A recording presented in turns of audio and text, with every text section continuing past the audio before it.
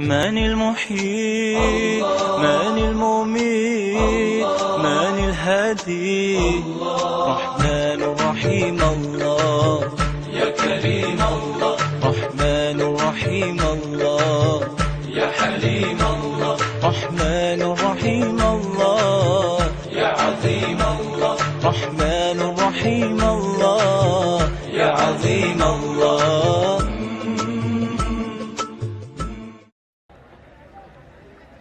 أعوذ بالله من الشيطان الرجيم.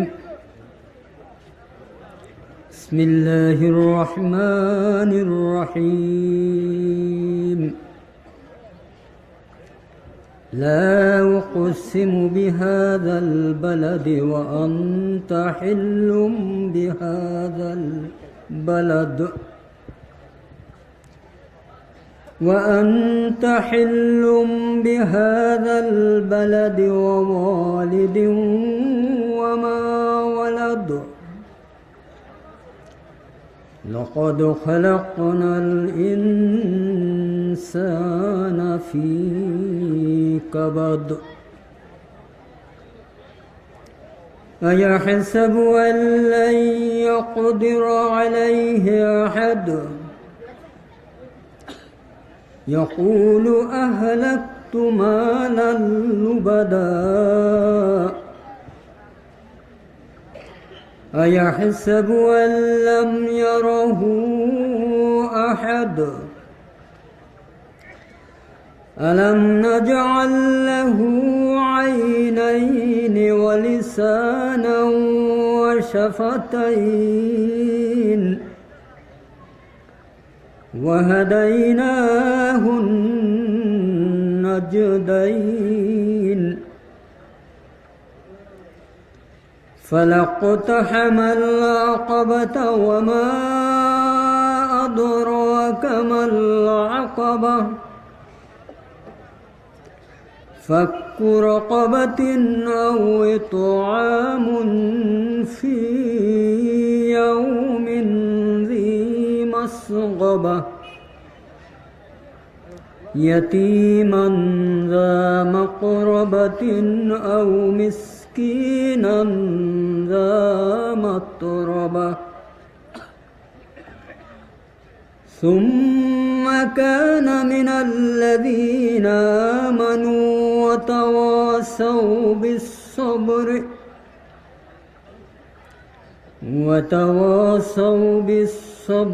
وتواصوا بالمرحمة أولئك أصحاب الميمنة والذين كفروا بآياتنا هم أصحاب المشأمة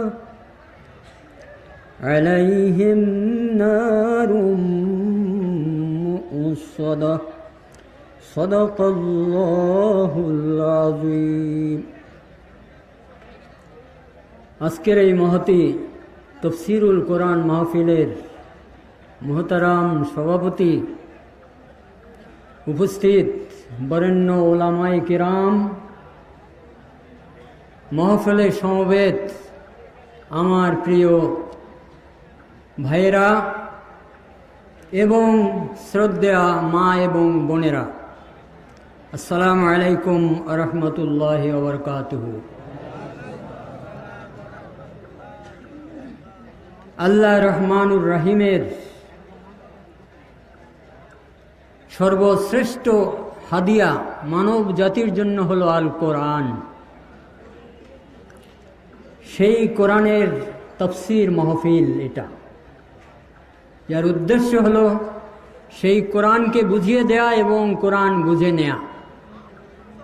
এজন্য যাতে করে কোরআনের শিক্ষা, কোরআনের হেদায়েতের আলোকে আমরা আমাদের ব্যক্তি, সমাজ এবং সার্বিক জাতীয় জীবনে একটা কাঙ্ক্ষিত পরিবর্তন আনতে পারি।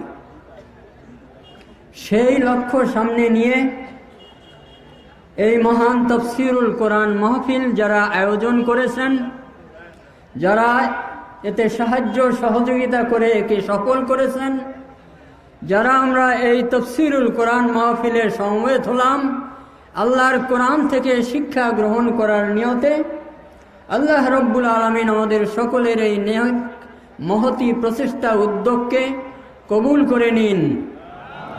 রব্বুল আলামিন আমাদের সকলের এই আন্তরিক চেষ্টাকে দুনিয়া এবং আখিরাত উভয় জাহানের নাজাতের, কল্যাণ এবং কামিয়াবির উসিলা হিসাবে কবুল করুন। মোহতারাম ভাই এবং বোনেরা, আল্লাহ রব্বুল আলামিন এই কোরআন নাজেল করে এই কোরআনকে মানব জাতির জন্য ফরজ করে দিয়েছেন। রব্বুল আলামিনের ভাষা হলো কোরআনে এমন, বিসমিল্লাহির রহমানির রহিম, ইন্নাল্লাযী ফারাদা আলাইকাল কোরআন, নিশ্চয়ই ওই মহান সত্তা যিনি এই কোরআনকে আপনার জন্য ফরজ করেছেন। এখানে আখেরি নবী মুহাম্মদুর রাসূলুল্লাহ সাল্লাল্লাহু আলাইহি সাল্লাম এবং তার মাধ্যমে তার প্রিয় উম্মত এবং সারা দুনিয়ার বিশ্ব মানবের প্রতি রব্বুল আলামিন এই কোরআনকে ফরজ করে দিয়েছেন। ইন্নাল্লাযী ফারাদা আলাইকাল কোরআন, আল্লাহ এই কোরআনকে ফরজ করে দিয়েছেন। সবার আগের কথা হলো এই কোরআন ফরজ। নামাজও ফরজ, রোজাও ফরজ, হজও ফরজ, যাকাতও ফরজ, মানবতার কল্যাণ সেবা এটাও ফরজ, আল্লাহর পথে জেহাদ, আল্লাহর দ্বীন কায়েমের জন্য এটাও ফরজ। কিন্তু আল্লাহর কোরআন যদি ফরজ না হতো তাহলে আমরা ভাইরা কি করে জানতাম যে নামাজ ফরজ? আমরা কি করে জানতাম যে রোজা ফরজ? কি করে জানতাম যে হজ ফরজ? কি করে জানতাম যাকাত ফরজ?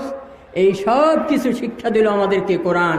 এই জন্য আল্লাহ রব্বুল আলামিন সর্বাগ্রে এই কোরআনকে ফরজ করে দিয়েছেন। ইন্নাল্লাযী ফারাদা আলাইকাল কোরআন, সেই মহান সত্তা যিনি আপনার উপরে এই কোরআনকে ফরজ করে দিয়েছেন। যে ভাইরা বোনেরা, তাহলে আল্লাহর কোরআন আমাদের সকলের উপরে ফরজ, ঠিক তো?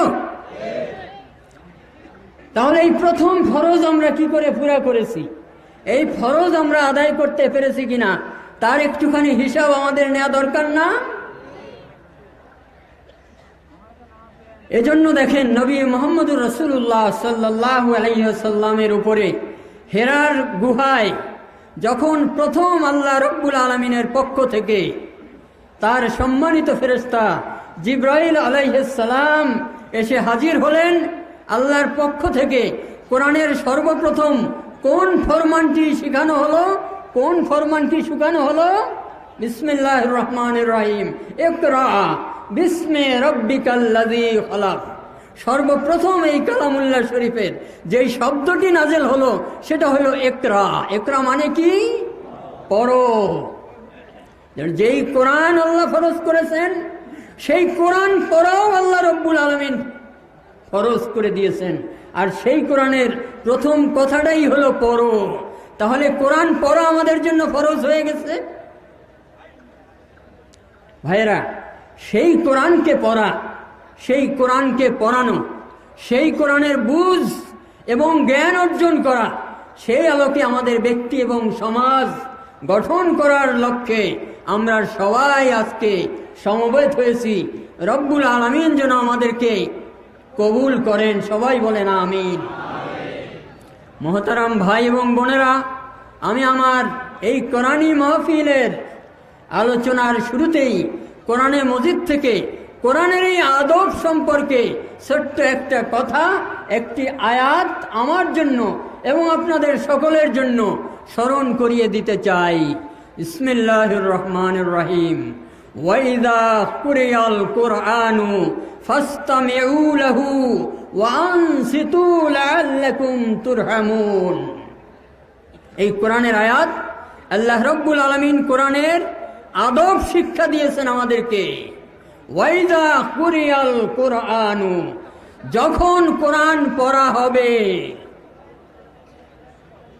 ফাসতামিউ লাহু ওয়া আনসিতু, তখন পূর্ণ নীরবতা অবলম্বন করো, অত্যন্ত মনোযোগের সাথে, আদবের সাথে, হৃদয়ের কান খুলে এই কোরআনের বাণী শুনতে থাকো। লাআল্লাকুম তুরহামুন, তবেই আশা করা যায় আসমান থেকে রহমতের অবিরত ধারা তোমাদের উপরে বর্ষণ করা হবে, নাজেল করা হবে। সুবহানাল্লাহ।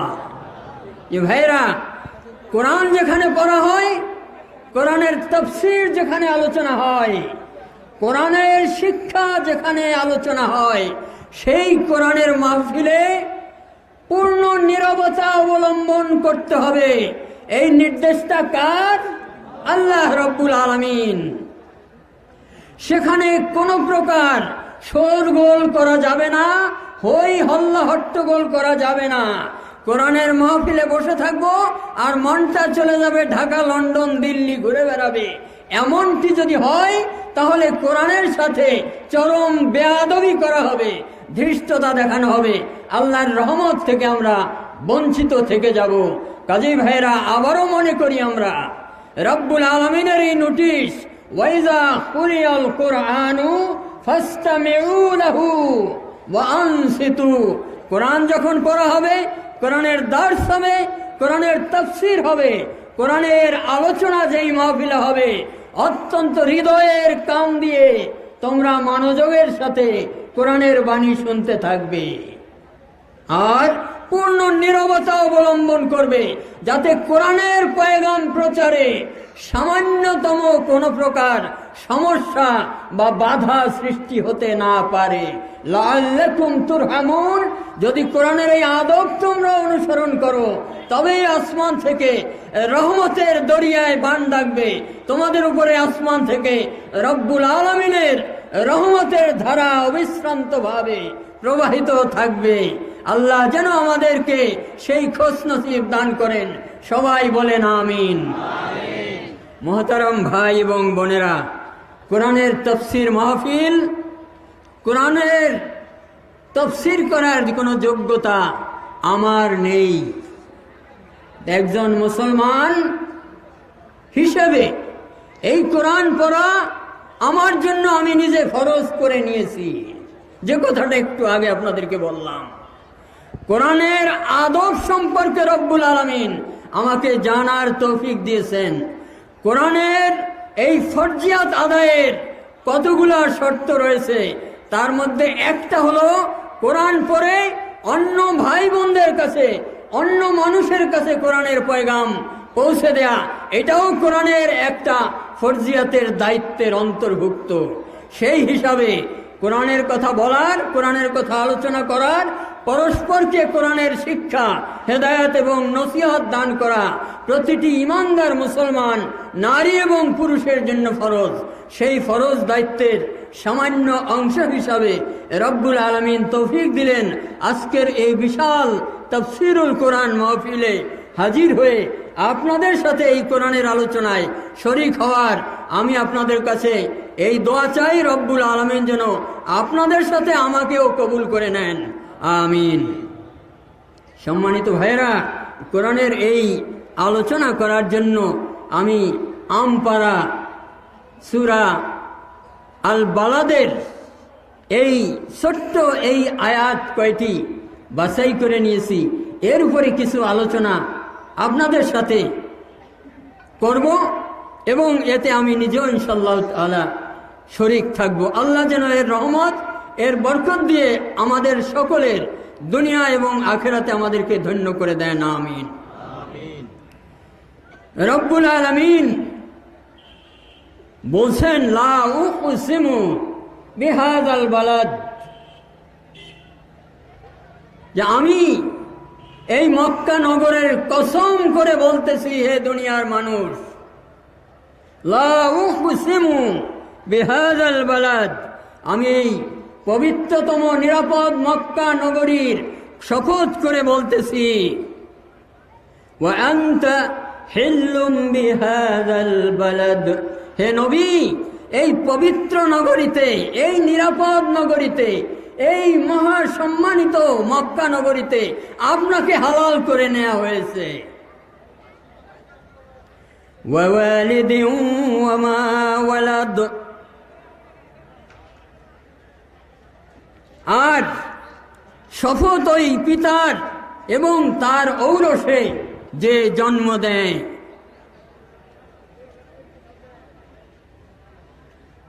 لقد خلقنا الإنسان في كبد আমি আল ইনসান এই মানব জাতিকে এই ধরা পৃষ্ঠে সুখের বাঁশরি বাজাবার জন্য পয়দা করি নাই।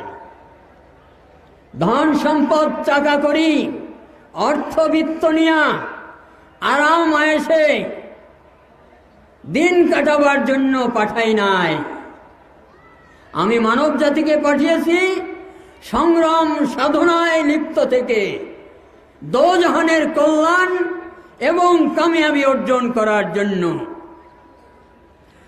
আয়াহসাবুল আল্লাই ইয়াকদির আলাইহি আহাদ সে কি মনে করে নিয়েছে এখানে কিছু অত্যাচারী জাম্বিক খোদাদ্রোহী দিনের দুশমন সমাজপতির দিকে অঙ্গুলি নির্দেশ করে আল্লাহ রব্বুল আলামিন বলছেন আয়াহসাবু আল্লা ইয়াকদিরা আলাইহি আহাদ এই দাম্ভিক অত্যাচারী জালেম দিনের দুশমন ইনসানিয়াতের দুশমনেরা মনে করে নিয়েছে যে তার উপরে কর্তৃত্ব খাটানোর কেউ নাই, সে সর্বা স্বাধীন, সেই দুনিয়ায় যা কিছু করে যাচ্ছে এর খবরদারি করার মতো, তাকে জবাবদিহির কাঠগড়ায় নিয়ে আসার মতো কোনো কর্তৃপক্ষ নাই। এটাই কি সে মনে করে নিয়েছে?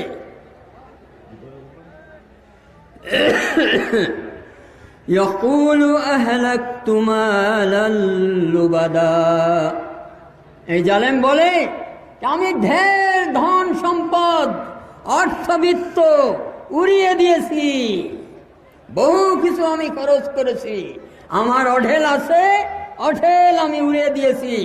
আল্লাহর দিনের বাতি জ্বালাবার জন্য নয়, আল্লাহর দিনের মশাল দুনিয়া থেকে নিভিয়ে দেওয়ার জন্য।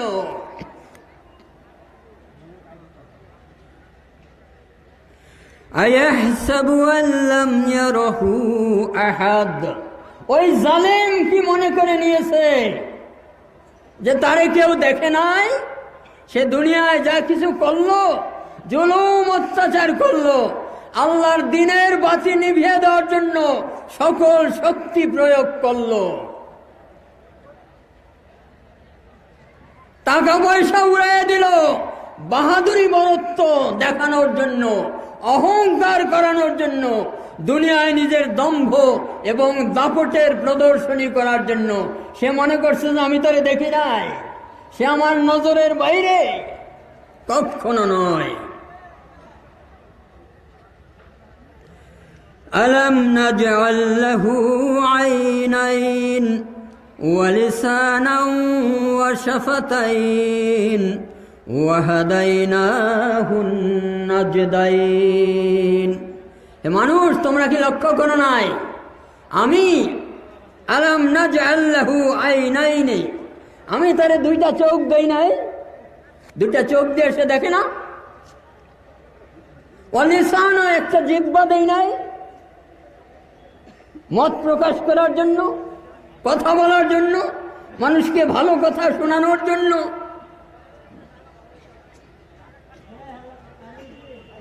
ওয়া শাফাতাইন আর দুইটা ঠোঁট আমি তারে দেই নাই।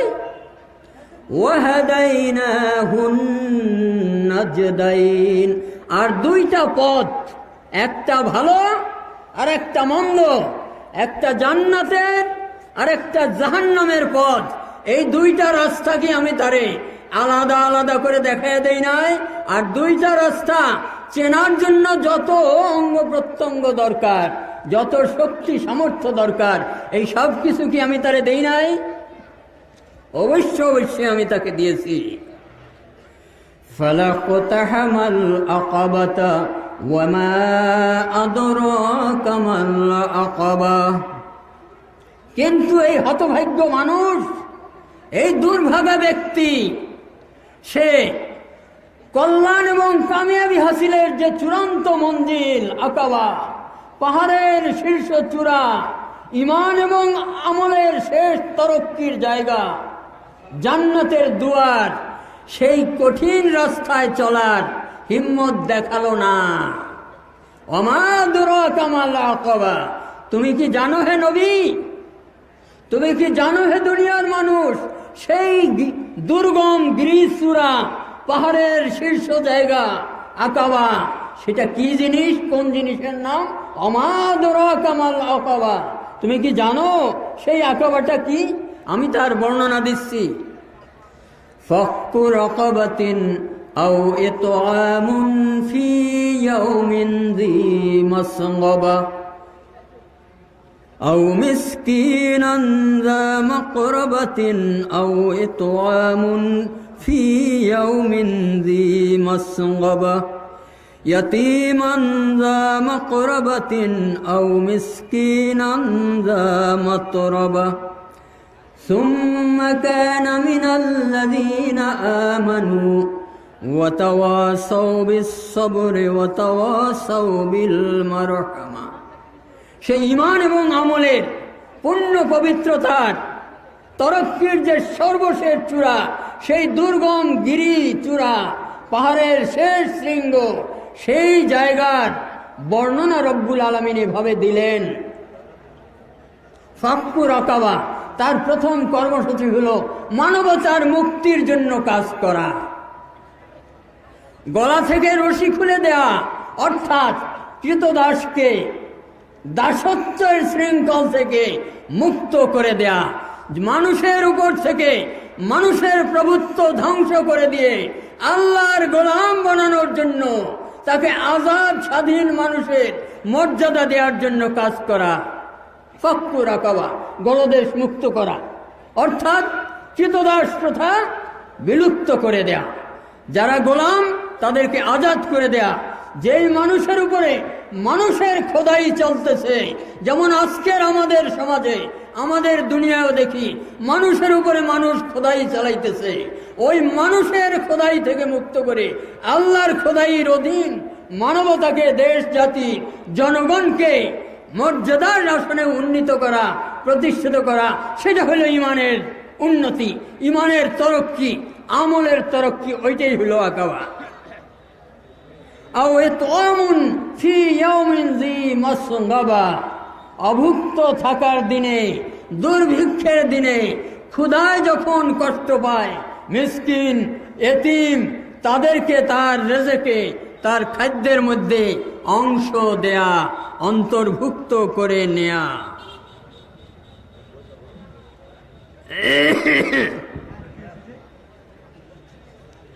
ثم كان من الذين آمنوا وتواصوا بالصبر وتواصوا بالمرحمة। আর তৃতীয় কর্মসূচি কি?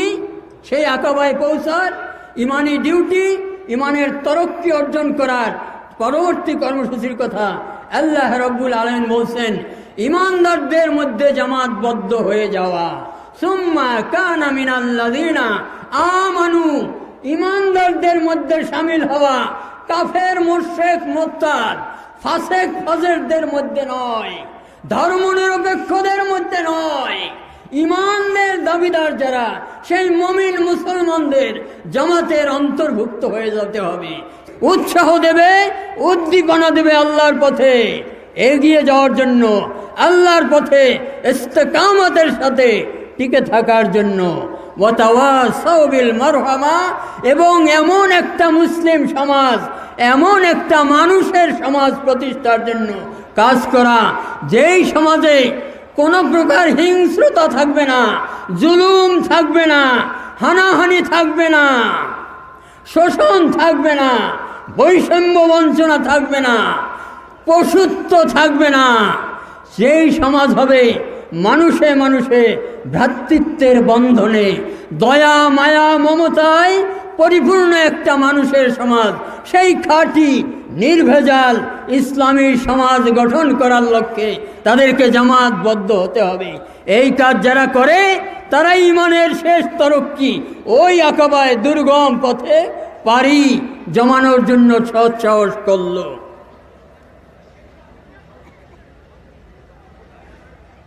ثم كان من الذين آمنوا وتواصوا بالصبر وتواصوا بالمرحمة أولئك أصحاب الميمنة এরাই হলো দক্ষিণপন্থী লোক।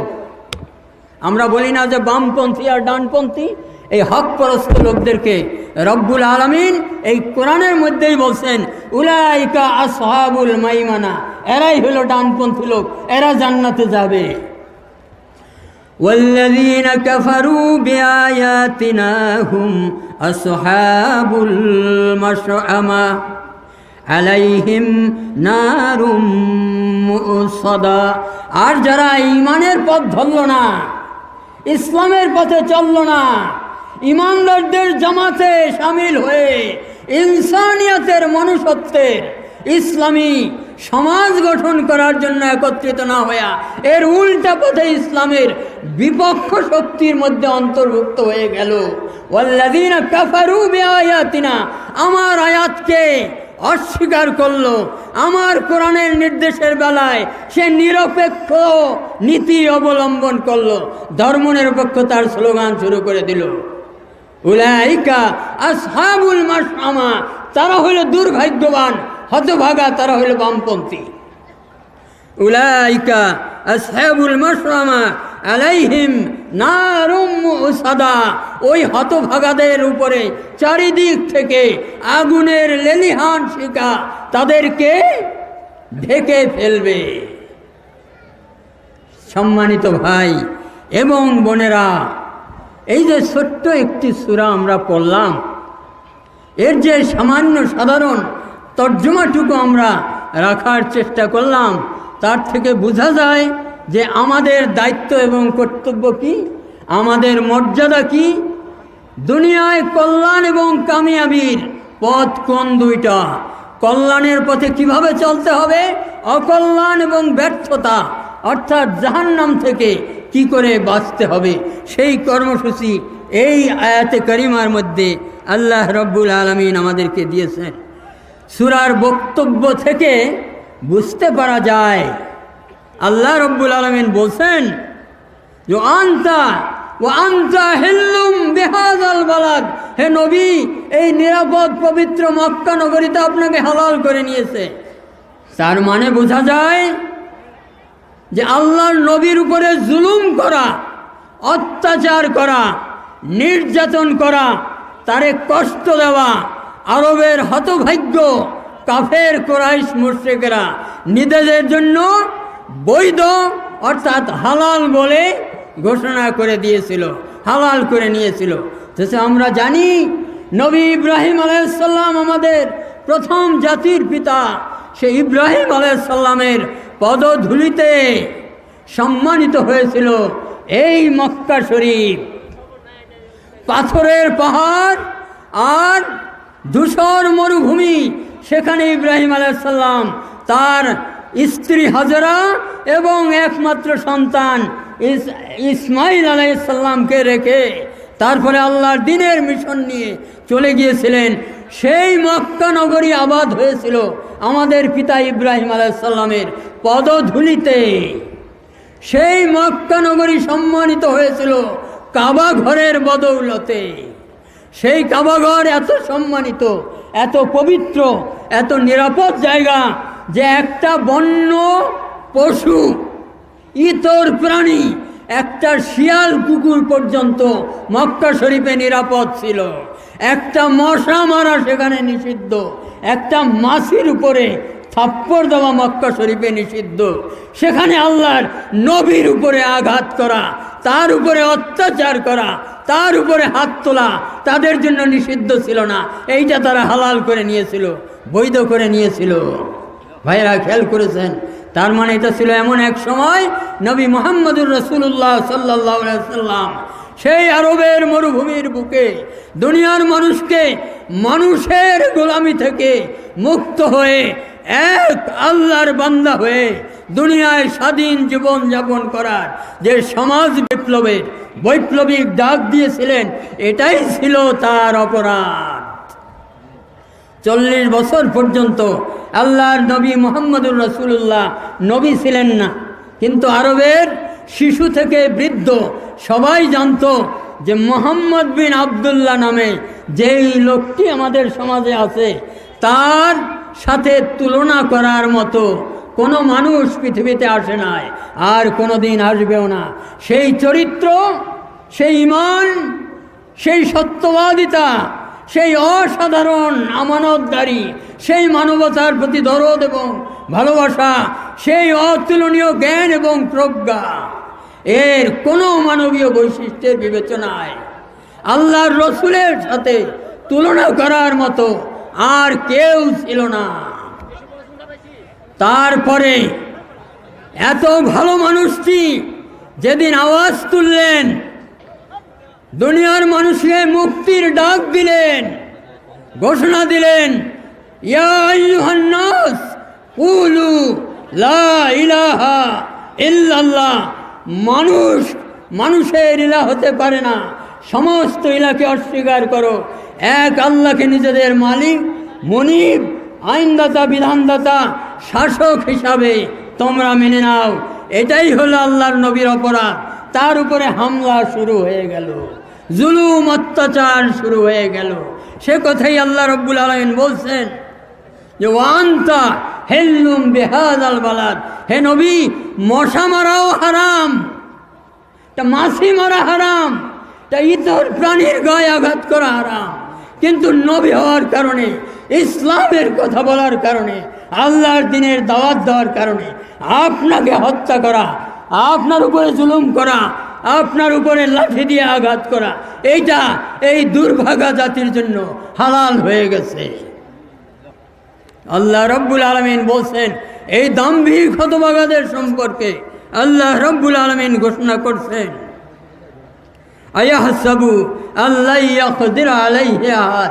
এই জালেমেরা মনে করছে তাদের টুটি চিপে ধরার মতো ক্ষমতাশালী পৃথিবীতে কেউ নাই। তারা কি ক্ষমতার দম্ভে পাগল হয়ে গেছে? যা খুশি দুনিয়ার সবচেয়ে ইমানদার, সবচেয়ে যোগ্য, সবচেয়ে চরিত্রবান মানুষটার উপরে তারা জুলুম অত্যাচার করছে। মক্কা নগরীতে তারা ধরে নিয়েছে, তাদেরকে একদিন জবাবদিহির কাঠগড়ায় আমি দাঁড় করাতে বাধ্য করব না?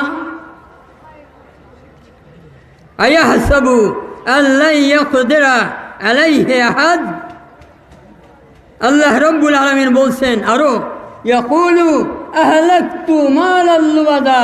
তারা বলে যে আমরা বিরাট ধন সম্পদের মালিক, প্রচুর সম্পদ, কোটি কোটি ডলার আমরা উড়িয়ে দিতেছি, দান করতেছি, সাদকা করতেছি ইসলামের 12টা বাজানোর জন্য।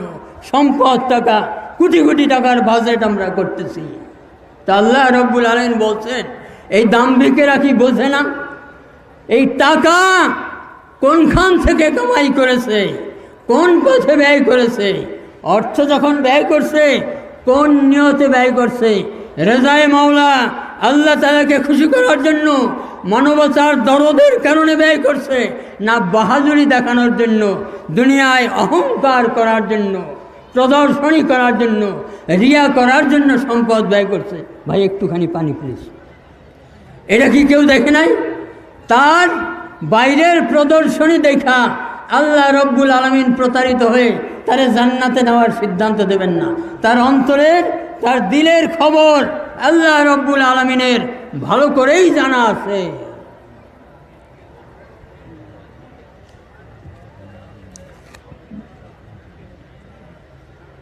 আয়াহসাবু আল্লাম ইয়ারাহু আহাদ। সে কি মনে করছে তারে কেউ দেখে নাই? সে এত দাম্ভিক, ক্ষমতার মোহে এত মদমত্ত, পাগল হয়ে গেছে। সে মনে করে আমারে কেউ দেখে নাই, আমার উপরে কর্তৃত্ব করার মতো কেউ নাই। সে কি এটা মনে করে নিয়েছে? এটা মনে করার কোনো কারণ নেই। এরপরে আল্লাহ মানুষকে হক পথে, ইসলামের পথে, হেদায়াতের পথে, নাজাতের পথে আসার জন্য তারে একটু সুযোগ করে দিলেন। তার আল্লাহ রব্বুল আলামিনের কিছু অনুগ্রহ, কিছু দান, কিছু নিয়ামতের কথা স্মরণ তাকে করিয়ে দিলেন। কিভাবে? আলাম নাজআল লাহু আইনাইন ওয়া লিসানান ওয়া শাফাতাইন ওয়া হাদাইনাহুন নাজদাইন। হে মানুষ, আমি তোমারে দুইটা চোখ দেই নাই? হে মানুষ, আমি তোমাকে একটা জিহ্বা দেই নাই? হে মানুষ, আমি তোমাকে দুইটা ঠোঁট দেই নাই? এর মানে কি? চোখ, ঠোঁট, জিহ্বা মানুষেরও আছে, গরু ছাগলের কি নাই ভাইয়েরা? গরু ছাগলেরও আছে। আপনি যদি এই কোরআন মানুষের সামনে রাখেন, মানুষও দেখবে যে এটা একটা কিতাব আছে, তাই না? আপনি যদি একটা গরু ছাগলের সামনে এই কোরআনটা নিয়ে ধরেন, গরু ছাগল কি দেখবে না? তো গরু ছাগলের দেখা আর মানুষের দেখা এটা কি এক জিনিস হলো? গরু ছাগলের কি বুদ্ধি হবে, আকল হবে যে এটা কি জিনিস? এর ইজ্জত, এর মর্যাদা বোঝার ক্যাপাসিটি গরু ছাগলের চোখ, জিহ্বা আর ঠোঁটের আছে। কিন্তু মানুষের সামনে, ইমানদার হক পরস্ত মানুষের সামনে আল্লাহর কালাম রাখলে তারা অবশ্যই এই কোরআনে হাকিমের ইজ্জত এবং মর্যাদা উপলব্ধি করতে পারবে। আল্লাহ রব্বুল আলামিন বলছেন, হে মানুষ, তোমারে আমি দুইটা ঠোঁট দিয়েছি, জিহ্বা দিয়েছি, চোখ দিয়েছি। তোমার চোখ, ঠোঁট আর জিহ্বা এইটা যেন গরু ছাগলের মতো না হয়। তোমাকে কেন দিয়েছি? জ্ঞান অর্জন করার জন্য। এই চোখ দিয়ে তুমি দেখবা কোনটা হক আর কোনটা বাতিল, কোনটা সত্য আর কোনটা মিথ্যা, কোনটা ভালো আর কোনটা মন্দ, কোনটা জান্নাতের রাস্তা আর কোনটা জাহান্নামের রাস্তা, এটা খুঁজে নেওয়ার জন্য তোমাকে আমি চোখ দিয়েছি।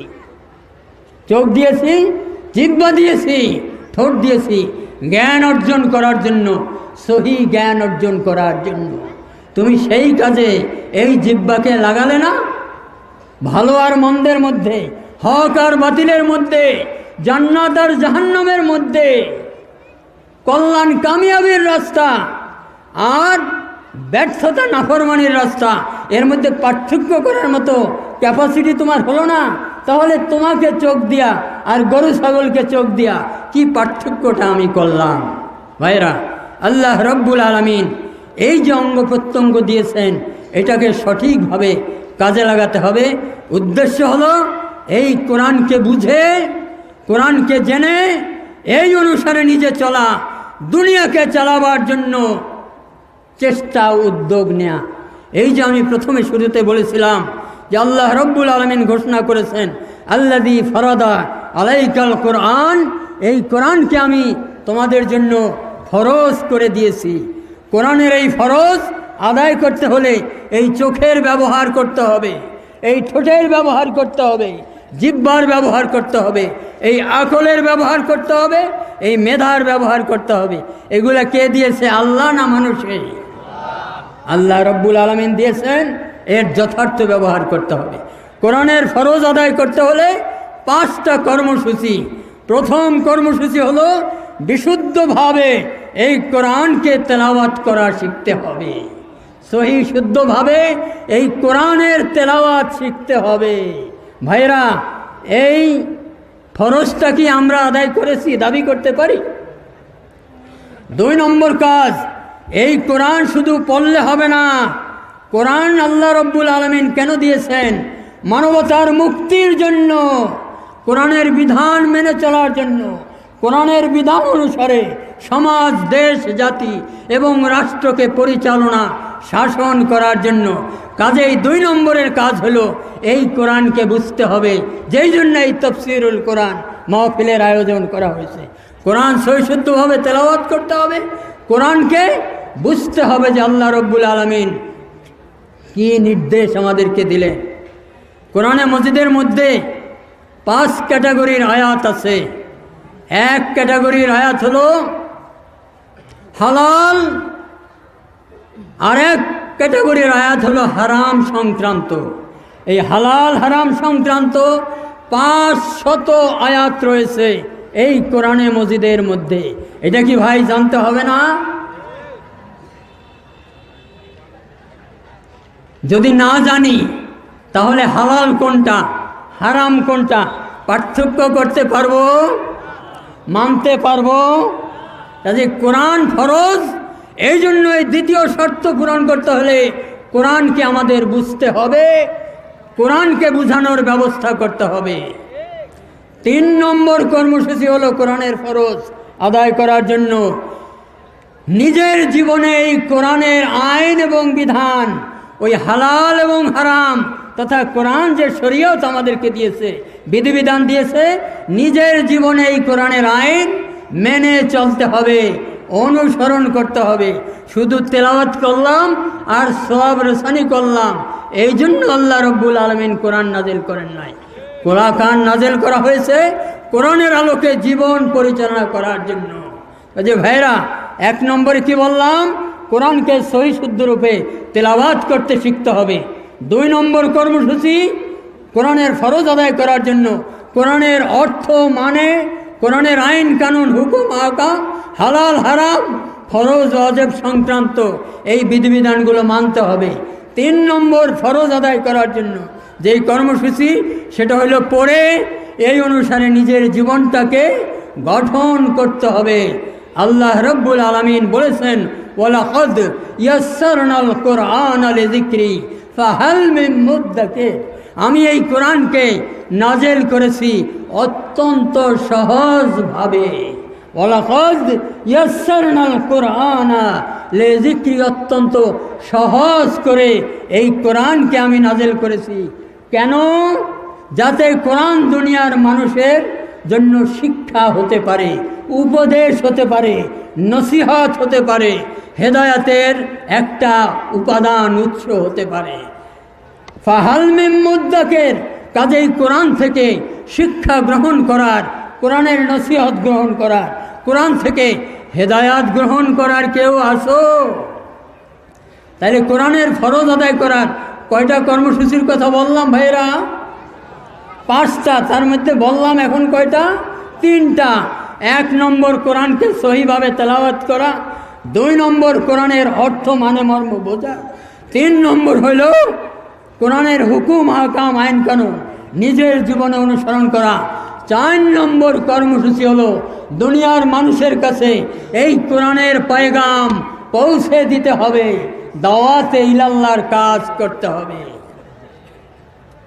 আল্লাহ রব্বুল আলামিন নবী মুহাম্মদুর রাসূলুল্লাহ সাল্লাল্লাহু আলাইহি ওয়াসাল্লামকে সম্বোধন করে বলছেন, ইয়া আইয়ুহান নবী, হে নবী, বাল্লিগ মা উনজিলা ইলাইকা মির রাব্বিকা, তোমার রবের তরফ থেকে যা তোমার উপরে নাজেল করা হলো, অর্থাৎ এই কোরআন নাজেল করা হলো, বাল্লিগ, এই কোরআনের পয়গাম দুনিয়ার মানুষের কানে কানে পৌঁছে দাও।